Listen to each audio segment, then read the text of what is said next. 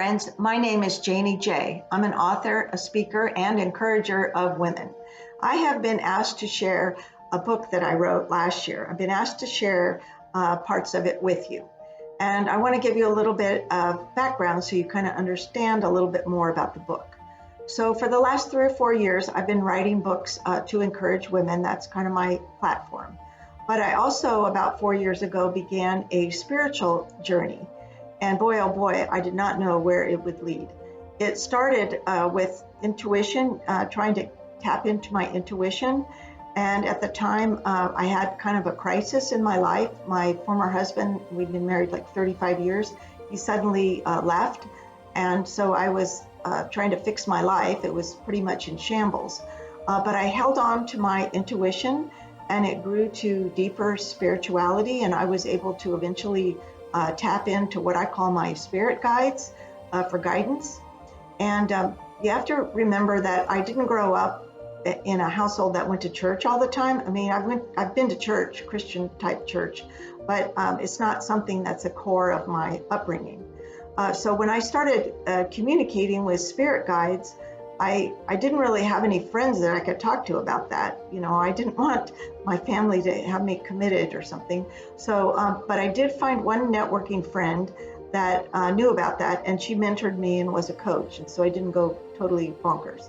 But anyway, I have been able to really develop my connecting skills. And I would say that I am a medium or a channeler because I can connect to other people's souls or to those in the spirit realm.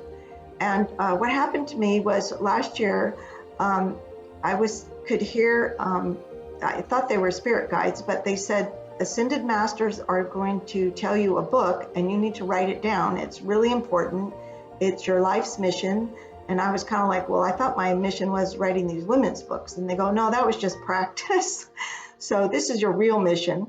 And later I heard from other people that there's a thing called up-leveling your mission. So if you do what they tell you, they're liable to give you another one. So just beware. Anyway, so I was told that to get ready, to get my pens and paper ready, and that they would be telling me this book. So what happened is in the middle of the night, I would be woken up and I would get up and I'd get my paper out and start writing.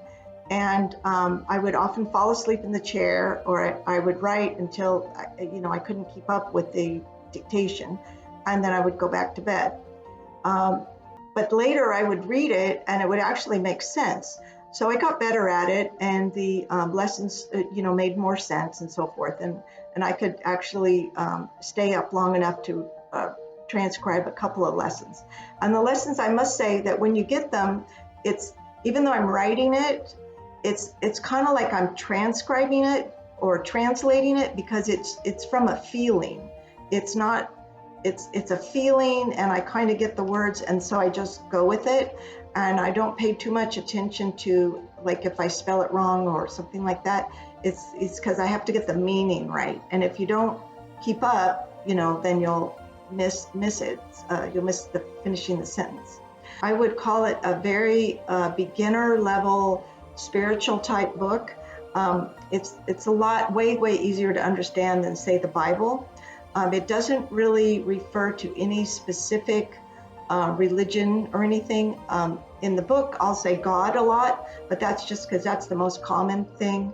But you can replace that word with whatever your higher being is, whatever you believe in. Because as you'll learn in the book, it's all religions lead you to the same place. It's just a different way to get there. The book is comprised of 100 lessons, and then the last chapter, I ask a question. I ask them, what does I am mean? Because the title of the book is The New I Am Document. And like I said, I don't know much about religion, and I wasn't even sure what I am even meant.